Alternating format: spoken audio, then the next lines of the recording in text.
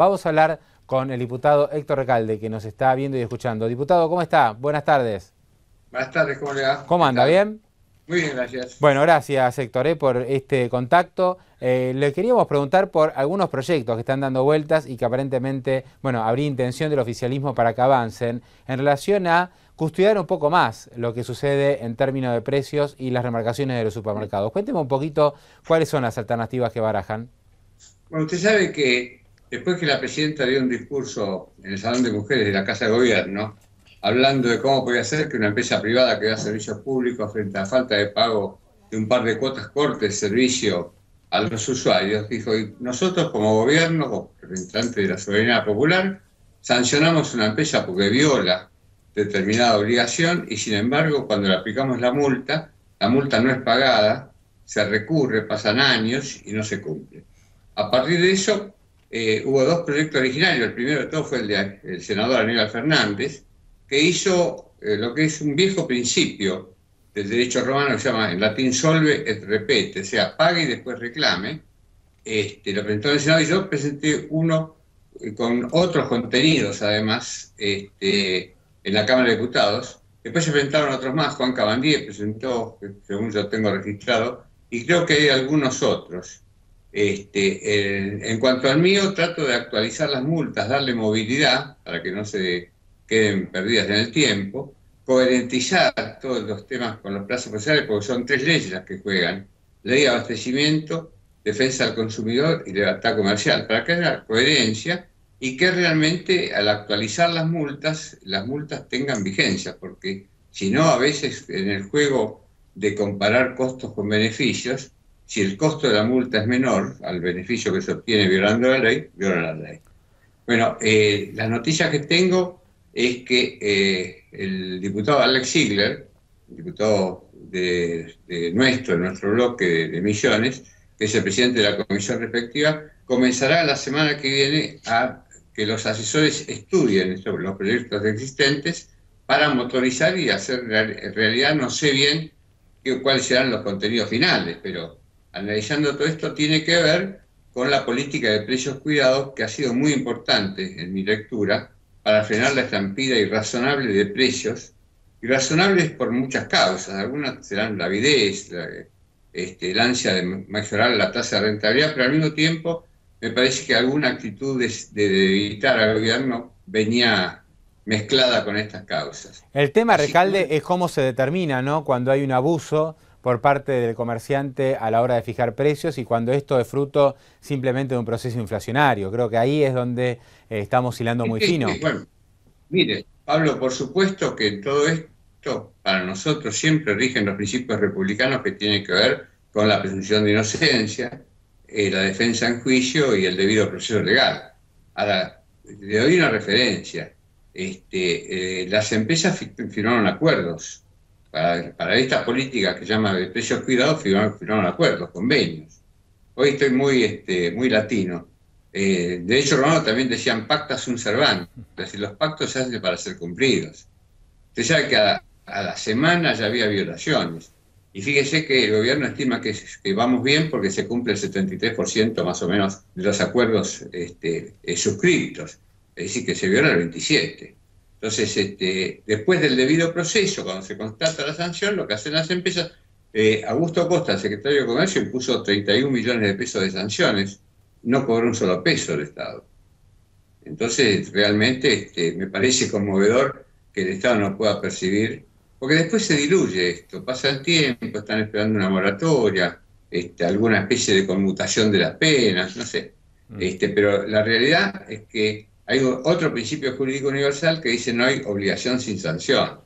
Si no hay una sanción inmediata, la obligación también decae y se diluye, ¿no es cierto? Claro, Así Recalde, que ahora lo que sucede es que alguna de las leyes que usted mencionó, creo que es la ley de abastecimiento, no quiero cometer un error, usted me puede llegar a corregir, fueron utilizadas muy mal. Por ejemplo, se usó la ley de abastecimiento para sancionar a las consultoras que daban a conocer los índices de inflación, ¿no? Entonces uno dice, está bárbaro que las multas estén adecuadas a los actuales valores y que se revea de qué manera utilizamos para defender al consumidor. A mí me parece maravilloso, pero si después utilizamos las leyes para cualquier cosa, ahí es donde empieza el ruido, ¿no? Bueno, de todas maneras siempre está la justicia, ¿no es cierto?, para intervenir.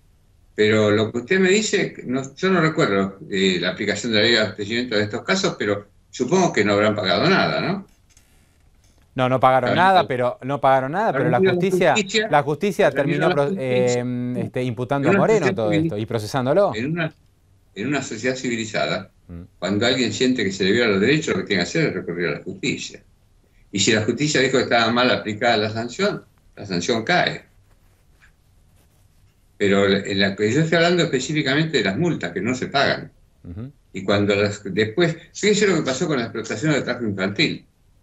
A mí me llevó 2 años que cuando tenía mayoría lo que llaman diputados, lo que llama el grupo A, yo había presentado un proyecto de ley para penalizar con pena de prisión a aquellos empresarios que explotaran chicos o chicas menores. No logré que hubiera dictamen en la Comisión de Legislación Penal, que la presidía un diputado de la oposición. Ganó Cristina en octubre del 2011 y en el 2012 se convirtió en ley y ya hay empresarios procesados.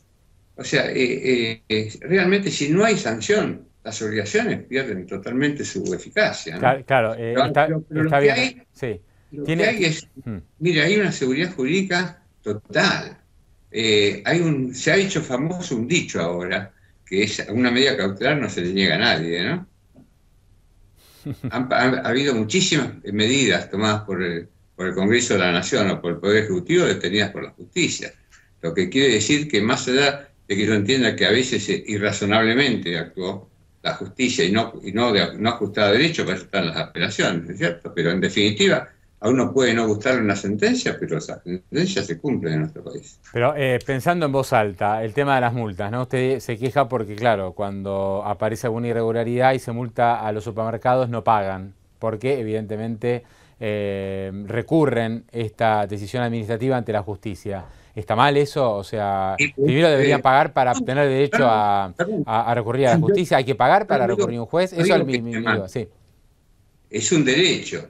También hay una figura en el Código Civil que es el abuso de derecho, ¿no es cierto? Pero bueno, están ejerciendo un derecho apelando y chicaneando y utilizando todos los resortes procesales para llevar a largas esto. Pero le voy a contar una anécdota personal. Esto no es autorreferencial. Se me venció el registro de conducir. Fui a sacarlo y no me dan el registro, sino pagar una multa que tenía. Exacto. Esto fíjese qué eficacia, ¿eh? Fui a pagar la multa porque si no, no me dan el registro. Sí, y funciona así. Claro, si no, hay que... usted puede no pagar... Espere, porque a mí me pasó lo mismo hace poco. Tuve que vender un auto y tampoco podía vender el auto sin pagar la multa. ¿No? Ahora, cuando fui a protestar porque no estaba de acuerdo con la multa, me dijeron vaya a la justicia contravencional. O sea, había una opción de protestar judicialmente. No, la mía, yo tenía sentencia firme. Ah, bueno. Con sentencia firme está bien. Y si tiene sentencia firme hay que pagar. No me quiero defender y perdí. Pero quiero decir, estamos hablando no de control de precios, ¿eh? Estamos hablando de cumplimiento de convenios, de acuerdos. No es que usted me habla de la tasa de rentabilidad. Acá no está en juego la tasa de rentabilidad porque acordaron el precio. Sí. De todas maneras, también es útil toda la política de precios cuidados. Por eso se están haciendo cabildos en todo el país. Hicimos uno ahora el 22 de mayo, y hubo otros en Santa Fe, en Rosario, en Mar del Plata, para la participación popular en esto. Porque, la verdad, ¿cuál es la contraindicación de los precios cuidados si pactaron? Y pactaron teniendo rentabilidad. Sí. Nadie le pidió que no. Recalde, yo quiero hacer una aclaración porque si no parece que uno defiende a las empresas y está en contra del consumidor. Pero por eso quiero hacer una aclaración de mi parte, ¿no? Yo no estoy a favor de que las empresas se abusen del consumidor. Estoy de acuerdo con que haya leyes importantes que defiendan el derecho del consumidor porque el consumidor es mucho más débil en relación a las grandes multinacionales. Eso no hay ninguna duda. Mire, ¿no? Esto de precios cuidados, no tiene ningún efecto negativo, porque nadie puede decir está contraindicado por tal razón. Pero además sirven como, no solamente para defender el bolsillo argentino en materia de los precios que están convenidos, sino para que haya precios de referencia.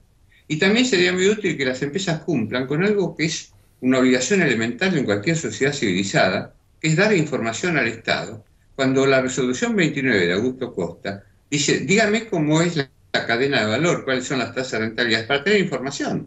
que esto de de ocultar la Sí, información. es complejo igual meterse, ¿no? Con la ecuación de costo de ¿Cómo? las empresas. Que es complejo que el Bueno, Estado pero se meta en la lo que ecuación de queremos costo de las empresas. Lo que hay que tratar es que es la empresa genere trabajo, generar un contexto para que haya empleo, más que vigilar cuál es el nivel de rentabilidad de una empresa. A mí me gustaría que la empresa gane mucha plata, pero que por eso después, genere más empleo. y quiere después discutimos el tema de empleo, pero ahora estamos viendo los Mm, precios y qué pasa está bien. con la cadena de valor. Cuando uno analiza las cadenas de valor con alguna información que sí se tiene, se advierte que las dos puntas son las más perjudicadas, el productor y el consumidor. Entonces es bueno conocer cuáles son los márgenes de rentabilidad, precisamente por esta otra figura jurídica que es el abuso de derecho. Ujú. Está en el Código Civil. Yo le Creo que doy un punto de vista. Sí, sí, lo que digo es, Pablo, sí, para que nos lo escucho. pongamos de acuerdo, estamos los dos coincidiendo en que hay que evitar los abusos, Ujú. que tiene que haber tasas de rentabilidad y que sean razonables, que tiene que haber, no puede haber acaparamiento, no puede hacer lo que se hizo en muchos momentos de retraer la venta de mercaderías para esperar que aumente el precio. Bueno, si usted tiene mejores medidas que los precios cuidados, sería bueno analizarlas Ujú. No, a partir de coincidencias, que es pesada, yo ¿no? le quería comentar esto para cerrar por mi parte y después obviamente lo dejo a usted con la última palabra porque es el entrevistado, el invitado a este espacio. Yo, Yo creo que yo, efectivamente, Recalde, yo creo que sí, efectivamente hay abusos de sí, comerciantes, se abusa el kiosquero, se abusa el farmacéutico, se abusa el supermercado, pero se abusan aprovechando un contexto de elevada inflación. Si acá tuviéramos una inflación del 3 o el 4%, le puedo asegurar que el bueno, espacio para el abuso es absolutamente sí. menor. O sea, lamentablemente se da el abuso y en muchos casos es muy fuerte el contraste de precios entre un supermercado y otro, un almacén y un autoservicio, porque en el contexto de inflación nadie sabe cuáles son los precios. ¿Me entiende un poco la idea? Si tuviéramos inflación Yo, baja, habría mucho menos margen de abuso. lo que yo observo es que lo que ha sucedido a fines del año pasado y principios de este año no tiene nada que ver. La inflación fue provocada por el aumento de precios. En enero el aumento creo que fue el 3,7. Después bajó un poco en febrero, pero ya en abril, ya funcionando los precios cuidados, estaba en 1,8. O sea que la respuesta es al revés. No quiero hacer el juego del huevo y la gallina. Acá los primeros que comenzaron con esto fueron, insisto, con tal vez multicausal, avidez, desestabilización, lo que pasó con la política, la corrida cambiaria. ¿Cómo un empresario puede comprar un producto que está a 7,20 a 8,40? ¿De dónde? Si lo puede comprar, ¿por qué lo compra a 8,40? Y evidentemente, muchos buscaban la devaluación para llevar el dólar a 13 pesos. Pero el objetivo es que no hubo ninguna razón objetiva, insisto, para que en enero aumentaran los precios como aumentaron. Uno está acostumbrado a que haya colchón, que los empresarios hagan un colchón porque vienen las paritarias, etcétera, etcétera. Pero acá fue una fábrica de colchones, no un colchón.